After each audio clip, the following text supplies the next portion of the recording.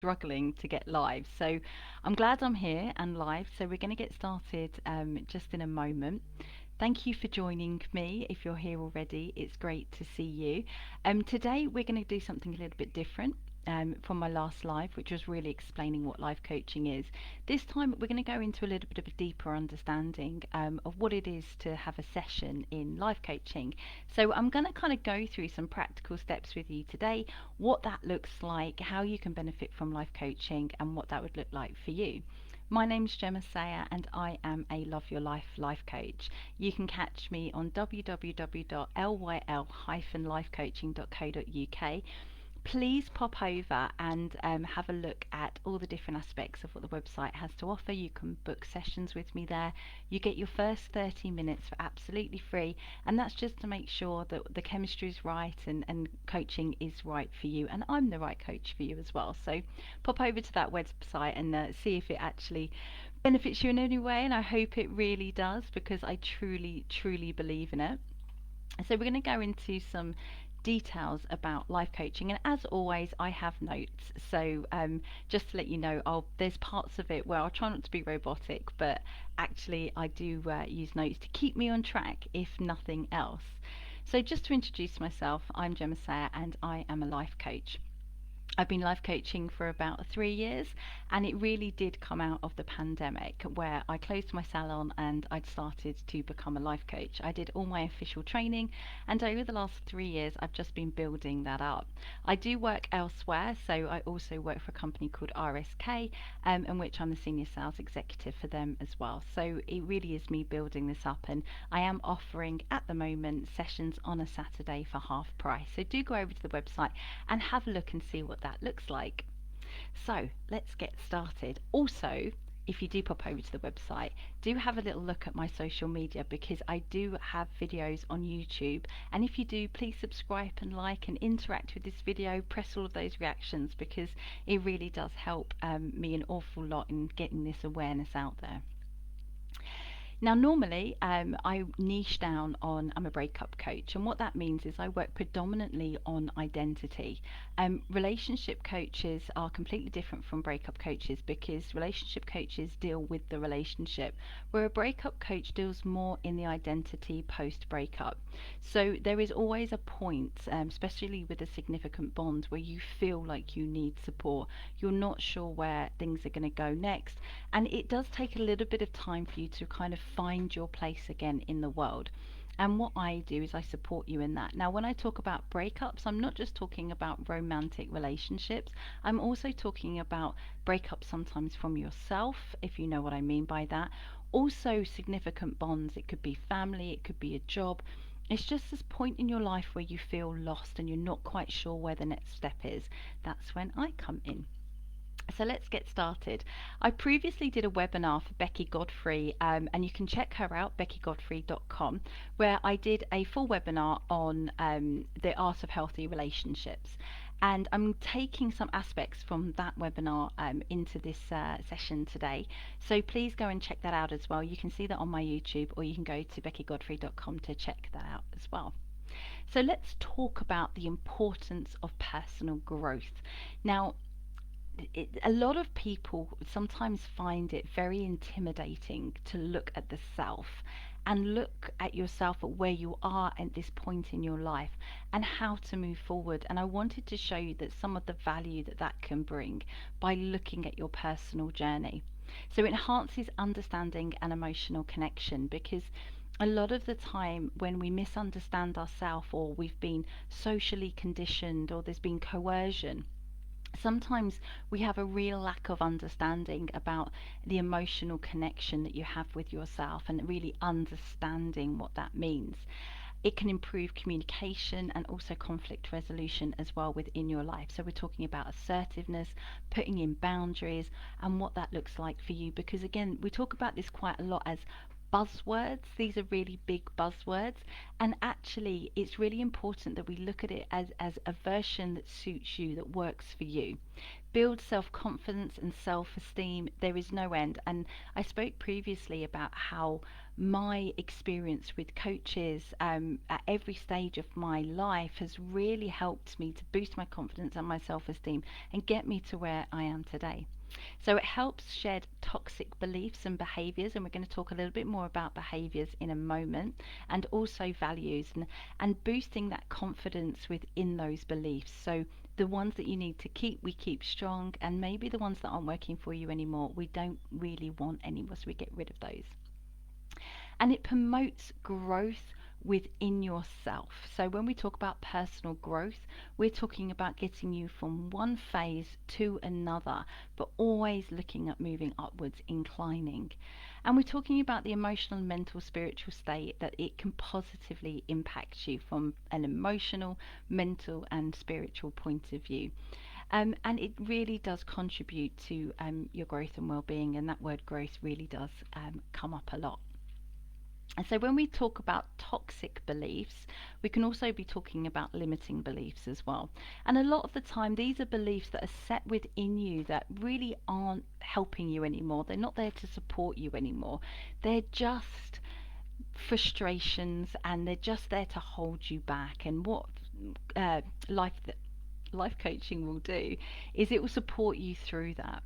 And toxic beliefs breed insecurity, resentment, and misunderstandings, not just within yourself, but also with the outside world. It can lead to destructive communication patterns, the erosion of trust, and really hindering that emotional growth that you would have for yourself. So it's really important to maintain these healthy boundaries and healthy beliefs in order to be really positive within your life. Now, what I want to do with you first, what we're going to do is something that's a little bit interactive, because I really want to give you a little bit of as much value as possible to be able to move forward. So we're going to have a look at the life wheel. Now, whenever you are coaching, whenever you have a coach, you will see that a lot of the time they will use a life wheel. And I know, I mean, I use this a lot in my coaching sessions, and it really is very valuable. And what you will find here is that it will cover different aspects of your life, so from physical health, partners, relationships, careers, money, personal development, family and social, fun and adventure, and spiritual. Now, if you've got a pen and paper, what would be really useful is for you to do this right now. Grab yourself a pen and paper, draw a circle, and divide it up into the different sections, or feel free at the end of this video, you can really play it however you want to do it. And then what I want you to do is I want you to mark each section. So it's going to be 1 to 10. And then what I want you to do is make sure that you have a look at those figures and how it's going to look. So I'm going to do one for you now to show you what it's going to look like. Now, this isn't mine. I'm just going to give you an example. So when we look at physical health could be maybe you rate your physical health, because this is personal to you, at maybe a 3. And then partner and relationships, it could possibly be maybe a 5. And then we look at your career, maybe you're doing really well in your career and you're saying that that's a 10. And money, because the career is going well, is a 10 as well. But your personal development might be a little bit hindered, so we're going to take that down maybe to a 3. And family and social, we're going to look at another 3 as well. But you may be really great at fun and adventure, so we'll pop that as a 9. And your spiritual health, maybe we pop that as an 8. And then what we're going to do is we're going to draw between the numbers, and I'm going to show you what that means. So if we go from 3 to 5 to 10 to 10, back down to 3 and 3, up to 9, 8, and then back down to 3 again. What that's going to do is it's going to turn your wheel into a wonky wheel.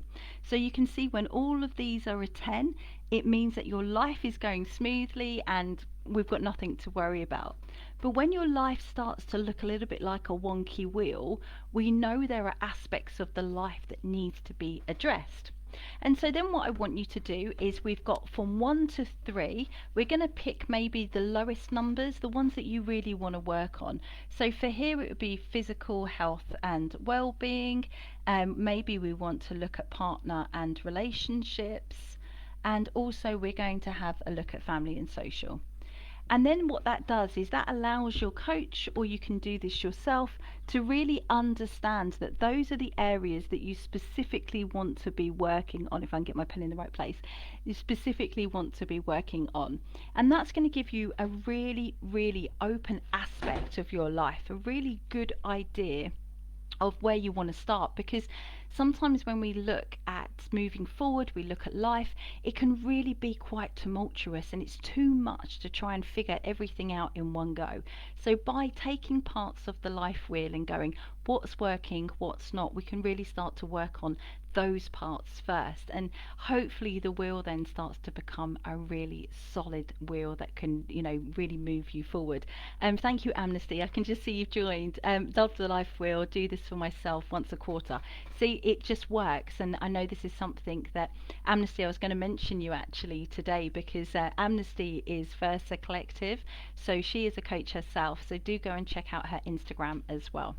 So with the belief system, what we're going to do is revert it over to the life wheel. So we've got the life wheel, we know what parts of our life now that we kind of want to start working on, so we can then start to dissect our beliefs and how they relate to those areas of our life. So let me talk a little bit about beliefs, because this is where our fundamental behavior comes from. Sometimes they can be super unconscious, sometimes they can be really out there and we have a really good understanding of them. Sometimes they're really beneficial, sometimes they can be really limiting. And it's the good beliefs, great, okay, we'll keep hold of those, but those really limiting beliefs we need to start working on. And as I say, if we go back to that life wheel, we can then start to apply beliefs to the parts of the life that aren't quite working so well, and we can start break it down a little bit, and this is where a coach will support you all the way through. So I'm going to use the tabletop model because I think this is the best way to explain it. The tabletop model has been around for a really, really, really long time, and it is really beneficial for everybody who really wants to understand what beliefs mean. So if you can imagine that you have a tabletop, and the tabletop is your belief, and the four legs underneath it become the reference for that belief. So it means that the belief will stay incredibly strong as long as those references are in place. Now, in order to have a reference, you really need a good amount of proof. So it could be something like, and I'll go back to what I was talking about in the last live, which was, I know I'm dyslexic, I've been diagnosed with dyslexia, but my belief that came with that was that I was limited. It meant that I could only do small jobs. I was only capable of doing really tiny little things, and those things certainly were not academic.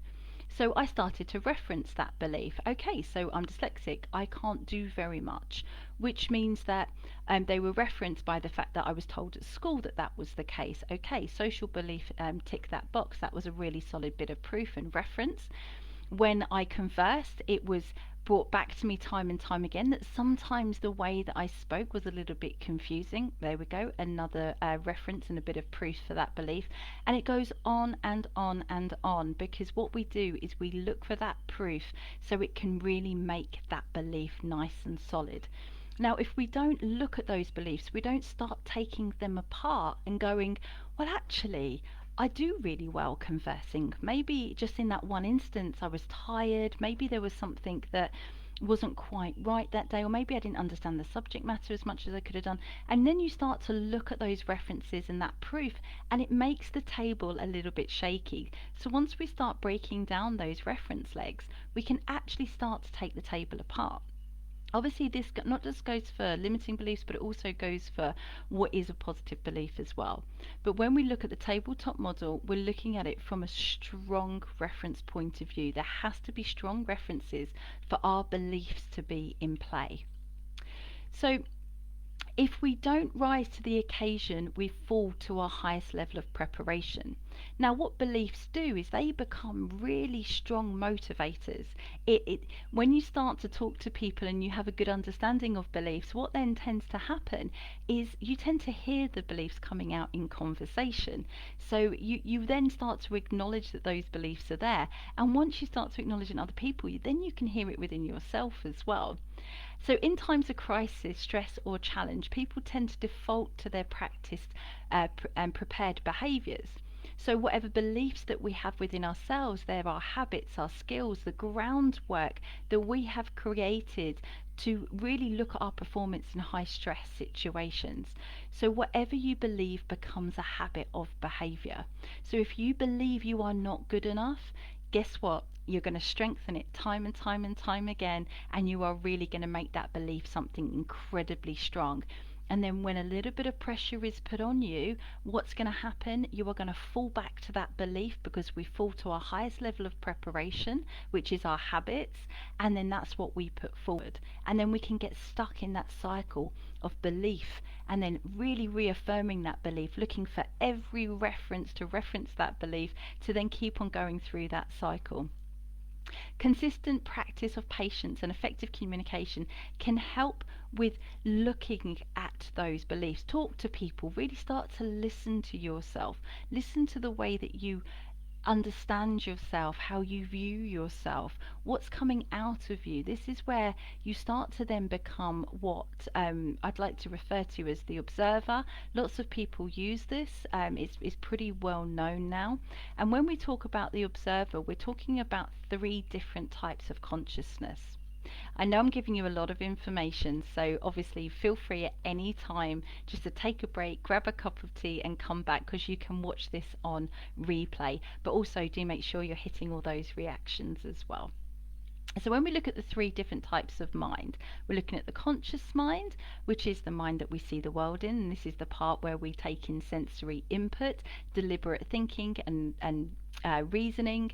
And then we've got the subconscious mind, which operates below level consciousness. It's our awareness, memories, habits.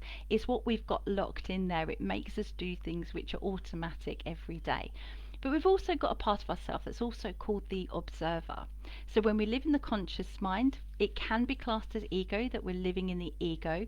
When we live in our subconscious mind, it can really be that shadow self, the parts of ourself that we don't tend to look at very closely. But the observer itself is the part of you that is not conscious, not subconscious, but it's the capacity for self-awareness, allowing you to notice and think and feel things without immediately reacting to them. So when you become really able to be conscious of your behavior, you can then start to become an observer of your own behavior. They call it a meta consciousness, and it can be also classed as a higher state of awareness as well. But you then start to witness your mental landscape and what that looks like, how you're behaving, why you're behaving like it. And the observer effect will really become incredibly important within your healing journey, because what will start to happen is you'll start to be really conscious of your behaviors, what's happening for you, why you're reacting like that.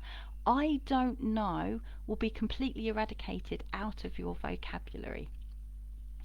So lack of preparation can lead to less constructive behaviors such as avoidance and hostility. So when we look at our beliefs and we don't really do a deep dive on them, and we haven't got those practices in place to really start to observe our beliefs, we can actually start to act out in behaviors that are probably not suitable for the moment, not what you want, you don't feel in control. So it's really important that we start to do a deep dive, and then again, this is where coaching really comes in and really helps. So when we've kind of had a view, so we've looked at the wheel of life, we've looked at belief systems, and we're kind of running through this as an overscape. What I want to now talk about is that we go through a process of change. So once you become aware of a belief system within, let's say it's physical health and wellness, and you go, well, I'm really limited. I can't run a marathon because I have a sore leg. Okay, well, what can we do about the sore leg? What happens next? And then when we start to look at those limiting beliefs, well, actually, it's not about the leg. It's about my ability to believe in myself, my ability to believe I don't want to be embarrassed, I don't want to be held back, I don't want anything to stop me. Well, this is where the cycle of change comes in. So you make a decision to be different. You buy the kit, you sign up for the run, you join the gym, you do everything that needs to do in preparation for change. And then you take a little bit of time to adjust. So maybe you go for your first 10-minute run, then you go for your next 30-minute run, and action starts to happen. Once that happens, you level up. You become, okay, I can do this. This is amazing. I knew that I was not convinced originally that I can do this, but I'm starting to believe in myself. And that's when we level up, and that's when we get to a point where we hit a level up, and then we start to see outcome. Then the decision to make change happens again, because it has to be something that we commit to. So we go, I'm really committed to this. I'm going to do really well. But then we may fall back. We may have been doing really well for 2 weeks. Maybe we've run every other day and we've got further and further, and you're feeling healthier and the outcomes are really positive and the actions are there. But then you go, life gets in the way. Maybe you feel a little bit depressed. Maybe something's happened, maybe a life event, and we fall back. And with the cycle of change, what we want to look at is that we always go back before we succeed. So we have to make sure that we're prepared for that. And failure is good, failure is great, failure is important, but getting back on track is what's important. So we look at time to adjust, and then we go back into action, and then we have a positive outcome. So it's really important, I want you to understand that when you go through this journey, it's okay to fail, and it's okay to look at yourself, and it's okay to take a step back and really take a breath in order to move forward again, because it's going to happen. At some point you're going to take a break and take a step back, but it's okay, because this is, again, a coach will keep you accountable and they will help you through to move forward. So if you do have a pen and paper and you did manage to do your life wheel, I want you to write down your goal. And a goal is something that is really going to be lofty for you. What is one thing that you truly want out of this life? And it could be financial, it could be health, it could be whatever you want it to be. I just want you to write it down without any judgment whatsoever from yourself of where it's going to come from, how it's going to make you feel. I just want you to really go for it.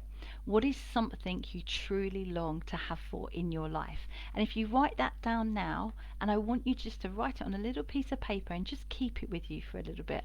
I want you to put some awareness on it, a little bit of acknowledgement that it exists and that it's something that you're taking out of yourself and making physical. And what that's going to do is that's going to give you something. That's going to give you something to focus on. Again, if you have any questions, pop over to the website, which is www.lyl-lifecoaching.co.uk, and I have a chat bot. So if you have any questions about this, please pop over to the website, use the chat bot and ask me any questions, and I do monitor it, so I'll always get back to you. And also I've got another activity for you as well. So tonight I want you to reflect on some aspects of your old self that you wish to leave behind. Now this is really going to be, for some of you, quite a deep journey. Don't be afraid of it, let it be what it is, but take 10 minutes to write a breakup letter to your old self. And what that means is a version of you that you feel it's time to let go of, detailing what you're moving on from and why. And this will act as a type of closure to serve as a symbolic step in your journey. So it's going to be very transformative. I don't want you to judge it. I want you to have a pen and paper, and I want you to do this physically, not on your phone or on a computer. I want you to genuinely write it out so it's there, and you can then burn it, get rid of it, throw it in the bin, rip it up, whatever you want to do with it. But I want you to take 10 minutes to write a breakup letter to your old self and make it as honest and earnest as possible. You haven't got to share it with anybody. If you want to share it with me, you can. You can email it to me at gemma@lyl-lifecoaching.co.uk. So 2 things, the goal and a breakup letter to yourself. Now we're just going to take a slightly different stance because I'm cramming a load of value in today, and we're going to be looking at the gratitude effect and what that's going to do for you and your well-being. Now, one of the things, and this is a really, really positive tool, and some people do it naturally and some people don't do it at all. I did not do it. It wasn't a tool that I had in my arsenal up until I actually had a coach myself, and the gratitude effect really became an incredible tool for me to use. I want you to embrace gratitude, understand the impact that it's also going to have on your emotional well-being. Create a gratitude list. What are you grateful for today? When I first did this, I had nothing. Nothing came to mind at all. And so the lady that I was talking to, the coach that I was talking to, said, "Well, what about your socks? Are you happy with your socks?" And I said, "Do you know what? I'm really, really happy with my socks today. They are so comfy. They were the best socks in my drawer," because I know all of us have, well, I think some of us have a favourite pair of socks. And for me, it was these ones, which are particularly fluffy, and I felt so much better. So what I want you to do is just write a gratitude list. It can be as many as you want it to be, and they can be the simplest of things, or they can be the grandest of things. It's completely up to you. So it's really going to give you a view of your life on paper that you've physically written. And when we feel really stuck, sometimes we have to be grateful for those really small things, and it really has a massive impact on us.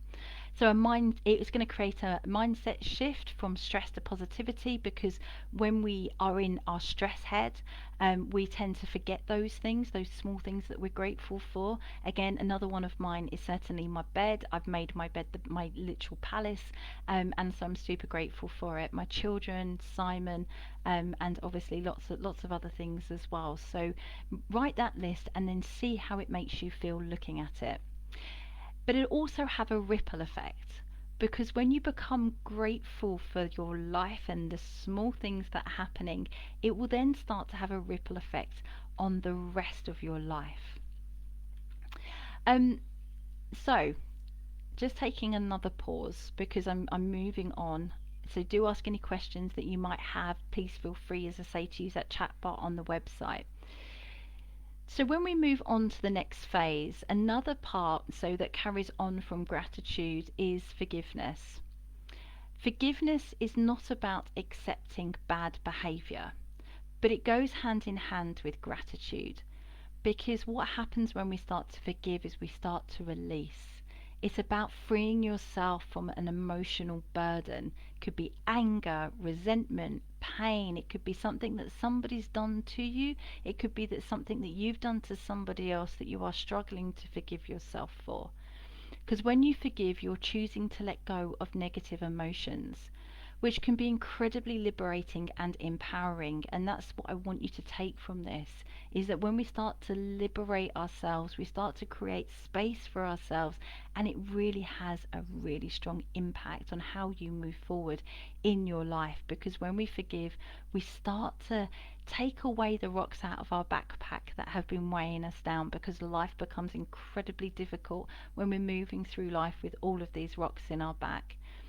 A lot of the time, forgiveness isn't just for you, it's for the person. It's not just for the person that you're forgiving, it's also for you as well.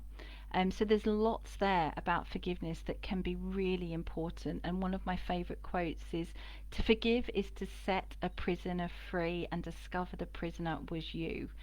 So by freeing yourself, you're freeing yourself from this prison. And sometimes we have lots of beliefs around forgiveness. I can't forgive myself because what I did was so bad, and it had such a big impact that I can't ever forgive myself. But actually, when you do, and when you start to create space for yourself, you have a better ripple effect, a better effect on the world, and you can start then building yourself back up in order to do good, in order to, whether it's righting wrongs or whether it's vice versa, where somebody's done something to you, you stop giving the power away and you become incredibly powerful yourself. So it does become really, really powerful. Forgive others not because they deserve forgiveness, but because you deserve peace. And it really becomes an incredibly strong tool. And what we're going to do in coaching is get rid of this stuff first. And again, this goes hand in hand with beliefs. We're going to start to depict it, take it apart, look at it, keep what needs to be kept, but also get to a point of forgiving yourself for things that you need to let go of, because you do deserve peace. Everybody deserves peace. What goes hand in hand with forgiveness is assertiveness. And the reason it goes hand in hand with forgiveness is because, and gratitude, is that once we get into a space where we've made a whole ton of space for ourselves to live in this world, where we can truly start to look at ourselves authentically, we can do that and put in boundaries. So it's more than speaking up. Never be bullied into silence, and that includes you. Don't bully yourself into silence. Take up space so you have a place for yourself in this world. Assertiveness is an self-esteem booster. It will reduce anxiety, increase self-esteem. It gives clear communication. It can be great for conflict resolution. But also, I want you to understand that the definition of assertiveness is actually a win-win approach. Sometimes assertive and aggression, it can get crossed over. It's not the same thing. We're not talking about shouting somebody down. We're talking about a boundary. So we've gone into a space where we've created a little bit of space for ourselves, and now we need to start putting boundaries in. If this is within a relationship, it's incredibly strong to put those boundaries in within a relationship, whether that's with your family, your friends, whatever that might look like. So to give you an example, a non-assertive approach would be you continue to accept their behavior and remain quiet, even though it's affecting you. An aggressive approach would be you explode in frustration, saying you always making us late, this is your responsibility, you need to get your act together, and you're just pouring aggression onto the other person. But an assertive approach, a boundary, would be you calmly expressing your concern. I've noticed that we've been arriving late to work recently and it's impacting my performance. This would be as if you were in a relationship, so to give you a little bit of context, and you were car sharing and you were commuting to work. So I've noticed that we've been arriving late to work recently and it's impacting my performance. Can we discuss a solution to ensure we both get to work on time? Now, assertiveness takes practice, and this may be something that you need to write down. When you look at a boundary that's being crossed over, when you look at somebody that might be trying to take advantage, manipulate, and you need to put a boundary in there, it may be something you need to take your journal and actually write down what you mean. What do you want out of it? What do you want out of the relationship? And how can you do it from an assertive approach? So going back slightly, when we were talking about the observer, this is where the observer becomes incredibly powerful, because it has the power to awaken our self-awareness and shape our behavior. Because when we take a step away from our automatic responses, we can start to observe our internal behavior, that internal narrative that either tells us we're doing really good or we're doing really badly, or whatever it might be. I want you just to start observing that narrative, because it's a profound influence. It's actually the biggest influence, the part that you can really start to see what that narrative might be that's going on in your head. We spend so much time just assuming that it's always going to be there and we can do nothing about it, but we certainly can. And the first step is just observing it. So I want you just to observe the words that come up. Sometimes for me it might be I'm doing something, I'm like, oh God, you're so stupid. Oh my God, I can't believe you did that. Or it might be praise. It might be, you smashed it there. You did a really good job. And I want to know when it's positive and when it's negative, and how that's impacting the outcome of the thing that you're trying to achieve. Because when we start to observe and we become aware of these things, we can actually start to create change. When we turn our gaze inward and become an observer of our own behavior, we unlock the key to self-awareness and personal growth, paving a way for change. So part of that, and how we're going to move forward, is identifying what needs to go. So when we look at our beliefs And we sit down with our gratitudes and we compare it to our goal, and then we look at what it is to be assertive and put boundaries in. What needs to now go? And this might be a list that you have to make. I'm a big fan of journals, so it might be something that you journal. But write it at the top, identify what needs to go, and then explore that. And understand why. Maybe write that underneath. Why does this need to go? When that comes up, I want you then to feel the emotions attached to it. So we're going to identify what needs to go, we're going to understand why it needs to go, and then we're going to feel the emotions that are attached to it. And what we're then going to do is set a boundary around it. Because by setting a boundary around it, we can then start to protect ourselves, make sure that those parts of the new change are actually set in stone, and we can go, okay, I'm going to commit to this new behavior. Forgive, like we said, forgiveness becomes incredibly important. Focus on the present. Focus on the right now. You can't change what was, and you certainly can't predict the future. But what you can do is just focus on you and your body and what's coming up for you right now. What needs to go? What needs to change? What needs to be different? Visualize the future. What we can do is start to picture things. If I was feeling really sad and I wanted to pull myself out of it, I want to visualize what it looks like to be happy. What brings me that joy? What's going to come into my life that's going to make a difference? And really visualize the future around that real positive aspect of your life. And don't forget, you're going to be taking baby steps. When we talked about the cycle of change, there is inevitably going to be a step back. Forgive, forget, move on. It's going to happen. Be okay with it. And then reflect and release. So we're going to then reflect on the process, identify what needs to go, understand why, feel those emotions, set the boundaries, forgive anything that needs forgiving, focus on the present, visualize the future, remember its baby steps, and then reflect and release. And if you repeat this over and over and over again, you will become very powerful in your own right. Don't forget that after you've let things go, that time to reflect is so important. Reflect on what you've learnt, how you've grown, and what you're going to do differently moving forward. It's going to absolutely change you.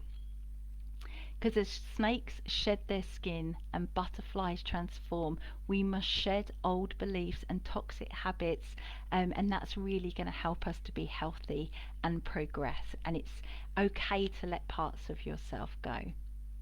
This process, it can be incredibly difficult, and I want you to be very conscious of yourself and how you feel, but it's essential for personal growth. By releasing what doesn't align with your core value, we make room for new opportunities and the authentic self. Sometimes we have to let parts of ourselves go to make room for what is going to be great. So when we talk about beliefs, there's a part that comes in as values, and values are a compass by which we navigate the landscape of our lives. I've done some short reels on this, and you can go over to YouTube and check those out on what values are and what they encompass. But it's really important to understand what our values are, because they are what guides us. It could be family, it could be friends. Your core values may be your career, it might be money, it could be anything, but these are priorities and aspirations generally. And they drive us as well. So it's really important to know what they are to move forward. And then we're looking to live consciously. Because we've done this work, we've looked at our beliefs, we've looked at our values, we've looked at what that means, we've started to take parts of those apart and put them back together again, keep what we need, forgive what we don't, let go. We can then start to consciously live, and that benefits us in a huge way. Conscious living is self-awareness, emotional intelligence, mindfulness, stress management, value and alignment, self-compassion, autonomy, goal achievement, and self-care.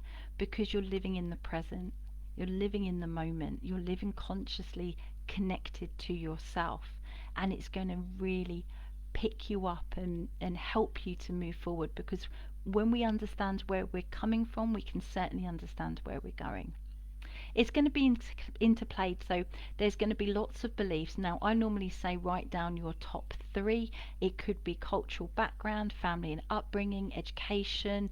It could be religion and spirituality, self-reflection, personal growth. I mean, there's tons there, and if you're not sure, pop into Google and look at values. There are actually, and I did this the other day, there are websites where you can go through and test your values.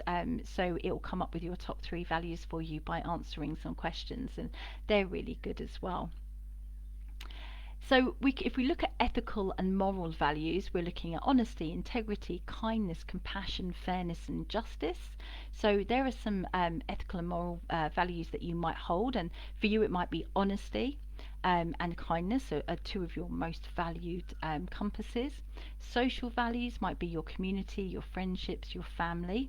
Political could be freedom, equality, civic duty. It could be beauty and balance and elegance. It could be work related, professionalism, ambition. So you get the point. It's really these titles that actually become incredibly important to us because they become our driver.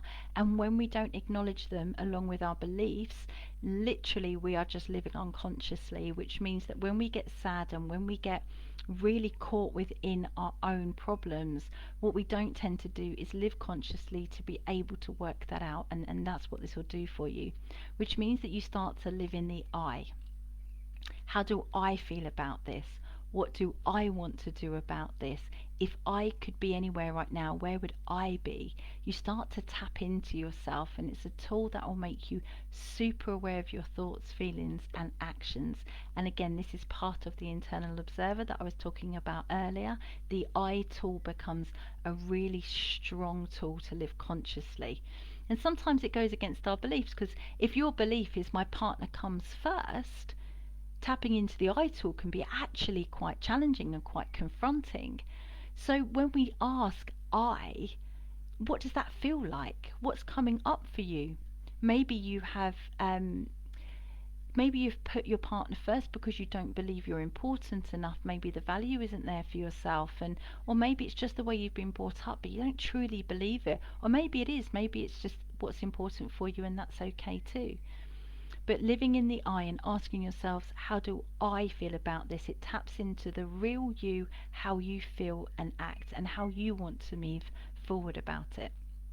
And that brings us back again to talking about recognizing that conscious stream of thought.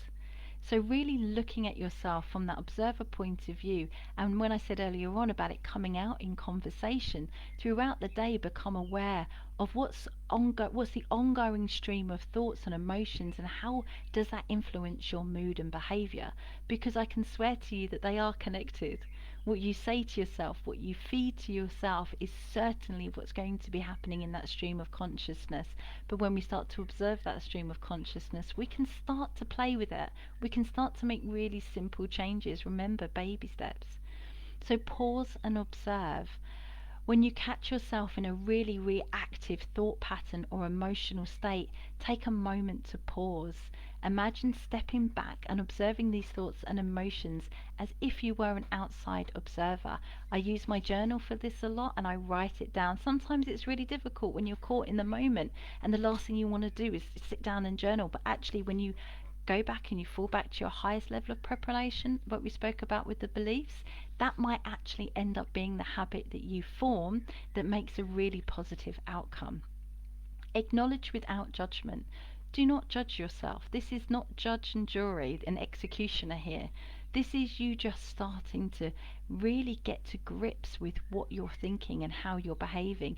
And instead of reacting to your thoughts, trying to suppress them, maybe it's intrusive thoughts, maybe it's bad thoughts, maybe you're really giving yourself a hard time, just simply acknowledge them without judgment. Ah, that's an interesting thought. Or, oh, that's a strong feeling. Or if it's really powerful, maybe you just need to say to yourself, I acknowledge that, I just don't need it right now.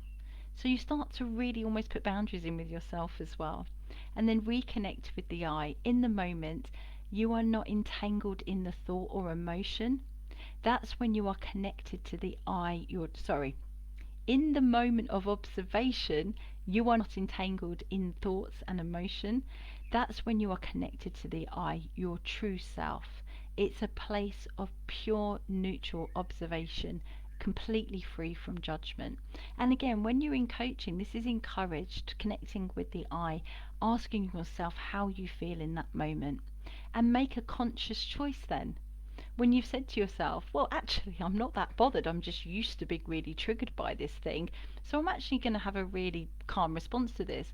Or maybe it's a point where you need to then look at your boundary and move forward. So it moves us on to the concept that, do you find that avoiding pain often takes precedent over pursuing pleasure in your life? Because when we start to look at that conscious stream, what we probably tend to notice a lot of the time is that we are trying to avoid a pain. And it might have been a pain that our 5-year-old self had, that our 40-year-old self is trying to avoid, but actually it's not important anymore. So avoiding pain becomes an incredibly powerful driver. Sometimes we stay in places longer than we should have, merely to avoid the pain and complexity of leaving. And this can be resulting in an incredibly toxic relationship or a toxic place for yourself. And it keeps us and holds us back. And a lot of the time, it's never as bad as what we think it's going to be. Actually, pain can sometimes be our biggest motivator for change that's actually going to completely put us on a different path. The human mind has a tendency to adhere to established patterns of thought. So we like to do what we've done over and over and over again because we can predict the outcome, which can sometimes be negative self-talk and defeating. So when we start to affirm, so if we affirm positively, we can serve to replace them as constructive narratives. So when I say to myself, oh God, this is totally impossible, I can't do this, I can't achieve this, I'm never going to hit my goal, I then flip it. I can achieve it. I don't have to believe it at this point, but I'm going to tell myself this. Maybe I can, but maybe I can achieve it. I do think I'm going to get there. And I really want this, so I can visualize myself achieving it. And then it starts to interrupt that negative flow. So positive affirmations can act as emotional regulators. But you can't interrupt your stream of thought without first observing it, without first going, I understand what this is now. Because once you really become clear with yourself, who you are and what's going on inside, you can start to interrupt those negative thought patterns. And again, when we go back to the life wheel and we really pin down one part of our life that we're working on, you can see then that, okay, maybe we go back to physical activity. I've been holding myself back because actually I had a belief that I wasn't able to, and now I'm proving myself wrong. They can serve to remind you of your wealth.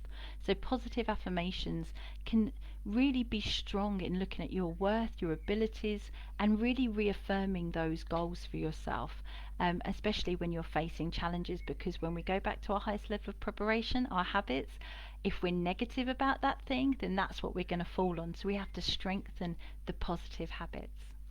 So self-reflect, let go, map your values, envision your future, affirm it, take action, and then monitor. So we're going to self-reflect, spend time understanding your thoughts and emotions and actions. We're going to then let go, actively work on letting go of the past and the habits and beliefs that don't suit you anymore. We're going to look at our values and our beliefs, and we're going to then start to really identify our core values and make sure that they're aligned with our goal. Envision the future. What does it look like if I achieve all of these wonderful things, this lofty goal that I've written? What does that look like for me? And then affirm, I know I'm going to achieve it. I can do this positively. And by polarizing your negative thinking, that becomes an incredibly powerful tool. Then we're going to take actionable steps, things that are going to help us achieve those things, even if they're little baby steps. And then we're going to monitor, we're going to keep track of our progress, and we're going to make sure that we do an incredible job moving forward. I know that's a lot of information, but obviously please feel free to pop over to the website, ask me any questions. If you're watching this on replay, don't forget to click those reactions. Lots of hearts, lots of thumbs up, please, because it really does help me. I offer coaching, so you can pop over to the website, which is www.loveyourlife-lifecoaching.co.uk, and you can book a free 30-minute session with me at any time. And as I say, if you have any questions on any of the content that was put up today, then please do get in touch. I'd love to hear from you. Hopefully that's been really helpful and something that you'll be able to take away with you on this beautiful sunny day, even if it's just a part of it that's going to be a game changer. I'd really love to hear about it. So thank you so much for listening today, and I look forward to seeing you next week. Take care. Bye bye.